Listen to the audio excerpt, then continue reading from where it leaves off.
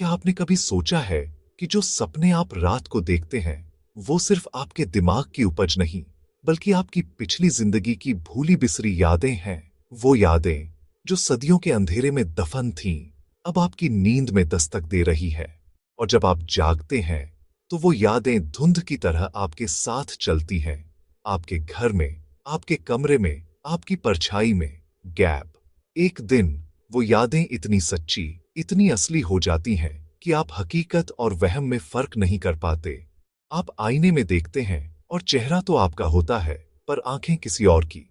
आप खुद से पूछते हैं, मैं कौन हूं? ये जिंदगी मेरी है या किसी और की उधार? गैप। आज सुनिए पुनर्जन्म की एक ऐसी ही खौफनाक कहानी जो आपको अपनी नींद पर, अपनी पहचान पर शक करने पर मजबूर कर देगी।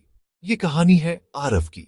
30 साल का आरव मुंबई की भाग दौड़ में अपनी जगह बनाने की कोशिश कर रहा था। एक बड़ी आईटी कंपनी में नौकरी, एक छोटा सा अपार्टमेंट और वीकेंड पर दोस्तों के साथ कुछ पल। उसकी जिंदगी एक सीधी लकीर की तरह थी। ऑफिस, घर और फिर से ऑफिस। सब कुछ सामान्य था, या शायद सामान्य होने का दिखावा था, क्योंकि पिछले कुछ महीनों से हर रात जैसे ही आरव की आंखें बंद होती वो एक दूसरी दुनिया में पहुंच जाता था। एक ही सपना, बार बार।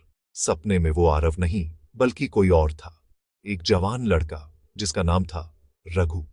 और ये दुनिया मुंबई नहीं बल्कि 1940 के दशक का एक पुराना, धूल भरा गांव था। वो उस गांव की गलियों को पहचानता था, वहां की हवा में घुली मिट्टी की गंध को महसूस करता था। रघु की जिंदगी का केंद्र थी एक लड़की, कमला। सपने में आरव देखता कि कैसे दोनों छिप छिप कर मिलते थे, कैसे उनकी आंखें वो सब कह देती थीं जो जुबान पर लाना मना था। उनका प्यार उस गांव की पुरानी सोच और जाति पाति की दीवारों से टकरा रहा था। हर कोई उनके खिलाफ था, खासकर कमला का परिवार। गैप।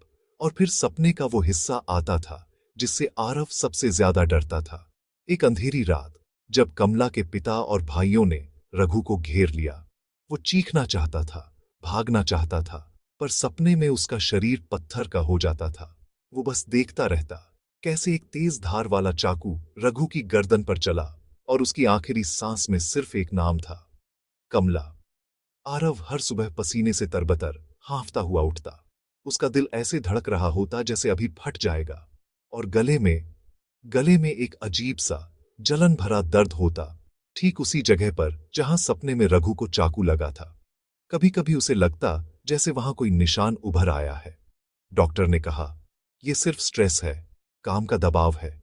नींद की गोलियां दी, आराम करने को कहा। लेकिन सपने रुकने का नाम नहीं ले रहे थे। वो और भी गहरे, और भी असली होते जा रहे थे। अब यह सपना सिर्फ रात तक सीमित नहीं था। ऑफिस में काम करते करते उसे अचानक मिट्टी के तेल वाले दिए की गंध आने लगती। कभी उसे लगता कि किसी ने बैलगाड़ी की घंटी बजाई है। वो थक चुका था इस अनजाने अतीत के बोझ से, इस दर्द से, इस डर से। एक दिन आधी रात को उठकर आरव ने फैसला किया, वो इस पहेली को सुलझाएगा। वो उस गांव जाएगा। सपने में दिखने वाला गांव, उसे नाम याद था, कालीपुर। कांपते हाथों से उसने गूगल पर सर्च किया और उसका दिल बैठ गया। हाँ, वो गांव आज भी था, राजस्थान के एक सुदूर कोने में। बिना कुछ सोचे उसने ऑफिस से लंबी छुट्टी ली और उस अनजाने सफर पर निकल पड़ा। बस से उतरते ही आरव को लगा जैसे वो किसी सपने में ही चल रहा है। सब कुछ वैसा ही था। टूटी फूटी पुरानी हवेलियां, गांव के बीचों बीच वो कुआं और उसके पास खड़ा वो विशाल पीपल का पेड़। हवा में वही जानी पहचानी खामोशी थी। उसे ऐसा लगा जैसे वो यहां पहले भी आ चुका है, जैसे वो इस गांव की हर गली, हर पत्थर को जानता है। किसको ढूंढ रहे हो बेटा? गैप। रघु? अरे वो नाम तो अब कोई नहीं लेता यहाँ। वो तो 80 साल पहले मर गया था, यहीं उस पीपल के पेड़ के नीचे। मार डाला था उसको। गैप। और कमला बेचारी ने उसके जाने के बाद कुएं में कूदकर अपनी जान दे दी थी। कहते हैं दोनों की आत्माएं आज भी यहीं भटकती हैं, रघु अपनी अधूरी जिंदगी के लिए और कमला अपने रघु के इंतजार में। आरव के कदम उसे खुद ब खुद कमला की खंडहर बन चुकी हवेली की ओर ले गए। अंदर घुसा तो समय जैसे ठहर गया था। हर तरफ धूल और जाले, टूटी हुई दीवारें और एक अजीब सी उदासी। एक कमरे में उसे एक पुराना संदूक मिला। उसे खोला तो अंदर एक पुरानी तस्वीर थी, फ्रेम में जड़ी हुई। रघु और कमला। आरव की आंखें फटी रह गईं। तस्वीर में जो रघु था वो हूबहू आरव जैसा दिखता था। वही चेहरा, वही आंखें। ये सपना नहीं था, ये उसकी हकीकत थी। इतना इंतजार करवाया, पर तुम लौट आए। अब हम हमेशा साथ रहेंगे रघु। उस रात तुमने मुझे अकेला छोड़ दिया था, पर अब नहीं। अब तू मेरे साथ आएगा। इस बार तुम्हें कोई मुझसे छीन नहीं सकता। ये पुनर्जन्म, तेरा ये पुनर्जन्म सिर्फ मेरे लिए हुआ है रघु, हम दोनों के लिए। कमला, मैं आ गया हूं। मैं रघु हूं। देखो, हम साथ हैं, हमेशा के लिए साथ हैं। अगली सुबह जब गांव वालों ने आरव को ढूंढा तो वो हवेली के उसी कमरे में बैठा था। उसकी आंखें खाली थीं और वो बस एक ही नाम बुदबुदा रहा था, कमला। आरव मुंबई कभी नहीं लौटा। उसकी पहचान, उसकी जिंदगी, सब कुछ कालीपुर के उस खंडहर में दफन हो गया।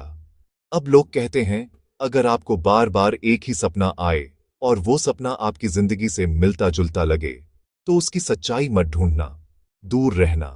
क्योंकि पुनर्जन्म कभी अकेला नहीं आता। वो अपने साथ किसी और की अधूरी कहानी, अधूरा इंतजार और अधूरा इंतकाम लेकर आता है और बदले में तुम्हारी जीती जागती जिंदगी छीन लेता है। अगर इस कहानी ने आपकी रूह कंपा दी तो इस वीडियो को लाइक करें, हमारे चैनल को सब्सक्राइब करें और कमेंट में हमें बताएं, क्या आपको भी कभी कोई ऐसा सपना आया है जो हकीकत से ज्यादा सच्चा लगा हो। हम आपकी कहानियों का इंतजार करेंगे।